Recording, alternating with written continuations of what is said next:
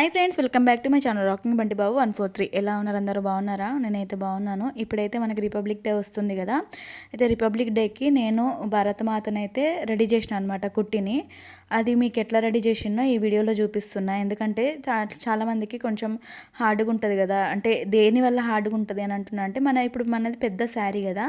ఆ పెద్ద శారీని చిన్నపిల్లలకి కట్టాలంటే కొంచెం చాలా కష్టమవుతుంది కదా. అందుకే నేను పెద్దగా ఉన్న శారీని హాఫ్కి ఫోల్డ్ చేసి ఎట్లా కట్టినో మీకు ఈ వీడియోలో చూపిద్దామని చెప్పేసి నేను వీడియో చేస్తున్నా.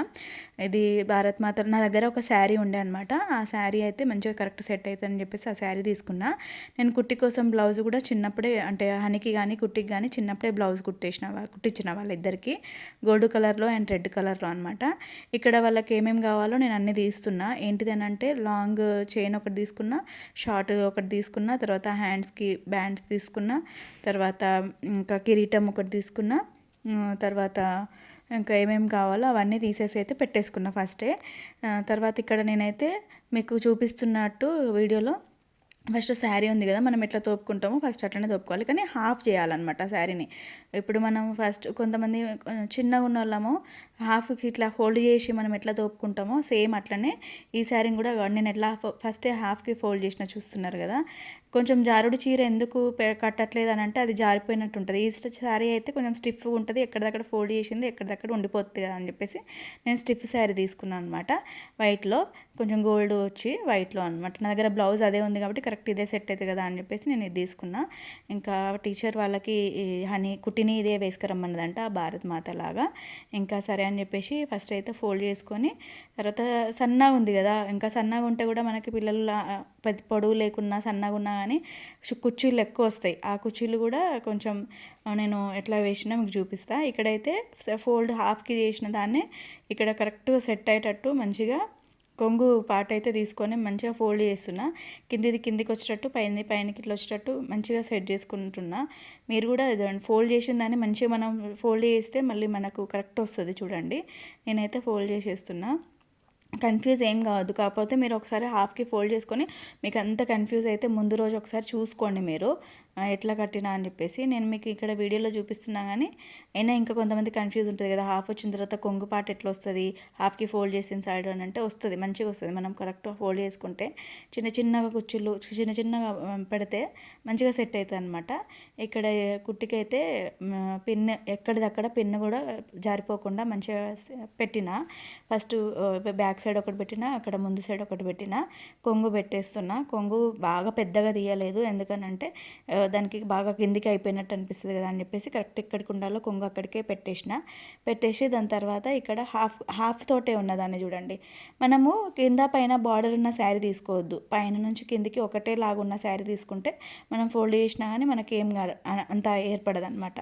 ఇక్కడైతే ఇంకా తర్వాత ఇక్కడ నుంచి ముందుకి తీసుకొచ్చి పిన్నీస్ పెట్టేసిన. ఎందుకంటే మనకంటే ఆగుతుంది కానీ పిల్లలకు ఆగదు కదా, అందుకే కుట్టికైతే సైడ్ నుంచి తీసుకొచ్చి అది కొంగు దగ్గరది అనమాట. కొంగు దగ్గర నుంచి ఇక్కడ నుంచి తీసుకొచ్చి ఇంకా అక్కడ పిన్న పెట్టేస్తున్నా. ఇవి మనం కొంచెం క్యారీ చేస్తాం కానీ వాళ్ళకి ఫస్ట్ టైం కదా, ఎప్పుడు కట్టుకోలేరు కాబట్టి ఎక్కడిదక్కడ పిన్స్ పెడితే కొంచెం సెట్ అయిపోతుంది కదా అని చెప్పేసి పిన్స్ అయితే పెడుతున్నా. మళ్ళీ ఇక్కడ చూడండి, అదే ఫోల్డ్ చేసిన దాన్నే నేను కుర్చీలు వేసుకుంటున్నా, చూస్తున్నారు కదా. అసలు ఫోల్డ్ చేసినట్టు శారీ అస్సలే కనబడదు, మీకు మొత్తం కట్టిన తర్వాత కూడా చూపిస్తా. ఫోల్డ్ చేసిన దాన్నే మళ్ళీ మనం ఎట్లా ఎంత పెద్దగా చెంగులు పెట్టుకుంటామో అంత పెద్దగా పెట్టుకున్నా. అని ఇక్కడ నేను చెంగులు పెడతా ఉంటే ఆ కుట్టిని అంటుందన్నమాట, నువ్వు బక్కగా ఉన్నావు, తినమంటే తినవు, చూడు ఎన్ని సింగులు వస్తున్నాయో నీకు, ఎన్ని వచ్చినాయో అనుకుంటా అంటుందన్నమాట. ఇంకా అది కొంచెం శారీ కూడా కొంచెం పెద్దగానే ఉంది, అందుకే సింగులు కొంచెం ఎక్కువ వచ్చినాయి. అయినా సరే నేను మంచిగా ఎంతగా బాగా చిన్నగా చేస్తే బాగా వస్తాయి కదా, అందుకే నేను కొంచెం పెద్దగా చేసి సెట్ చేసిన అనమాట. ఇక్కడైతే అన్నీ ఫోల్డ్ చేసిన శారీనే సేమ్ మనం ఎట్లా సింగిల్ వేసుకుంటామో అట్లనే అన్నీ పెట్టేసిన. పిల్స్ అయితే చూస్తున్నారు కదా, అన్ని పిల్స్ పెట్టేసి అక్కడ ఒక పిన్నీస్ పెట్టిన, ఎందుకంటే కిందికి మీదికి కాకుండా. తర్వాత పిన్ను పెట్టిన తర్వాతనే దోపితే అప్పుడు అది కరెక్ట్ సెట్ అవుతుంది కదా అన్నట్టుగా పిన్ను పెట్టిన తర్వాతనే దోపి తర్వాత ఇంకా సైడ్కి వెళ్ళి కూడా కరెక్ట్ తీసుకొని అక్కడ ఒక పిన్ను ఇక్కడ ఒక పిన్ను అన్నీ పెట్టేసిన. శారీ ఏమైపోయిందని అంటే కుట్టి ఏమో సన్నగా ఉంది, శారీ ఏమో బాగా ఉబ్బుగా వచ్చేస్తుంది. నేనేం చేసిన ఎక్కడిదక్కడ కరెక్ట్ ఇట్లా స్టిఫ్‌గా ఉండేటట్టు పిన్స్ పెట్టేసి కరెక్ట్ సెట్ చేసేసిన. దానికి నేను పెడతా ఉంటే గులగుల అదే చెక్కలుగులు అవుతుందని చెప్తుందనమాట. ఏం లేదండి, ఇదిగోండి సింపుల్‌గానే శారీ అయితే ఇప్పుడు కట్టేసిన చూసిండ్రు కదా. ఇంకా ఇక్కడ మనకు ఎక్కువ సెట్ కావాలి అని అంటే వడ్డానం పెట్టిన తర్వాత ఇంకా మంచిగా సెట్ అవుతుంది. అందుకే వడ్డానం అయితే పెట్టేసిన. ఇంకా ఇప్పుడు మీకు ఇంకా మంచిగా కనిపిస్తుంది చూస్తున్నారు కదా. వడ్డానం పెట్టేసినాక స్టిఫ్గా మంచిగా ఆగిపోయింది. ఎక్కడిదక్కడ పిన్స్ మాత్రం పెట్టాలి, లేకపోతే ఇక అది ఊడిపోతుంది అనమాట. పిన్స్ పెట్టేసి మంచిగా కొంచెం ఇంకా సెట్ అయిపోతుంది. వడ్డానం పెట్టిన తర్వాత ఇంకా మంచిగా సెట్ అయింది. ముందు సైడ్ కూడా పిన్స్ అటు నుంచి పెట్టి ఇటు నుంచి పెట్టి ముందట ఒక చీర పిన్ పెట్టిన, మీకు కనిపిస్తుంది కదా అదిగోండి. ముందట కూడా ఒక చీర పిన్ పెట్టేసిన. ఇక్కడ శారీ అయితే సెట్ అయిపోయింది. శారీ కట్టేసిన తర్వాత ఇంకా మేకప్ అయితే వేయాలి కదా.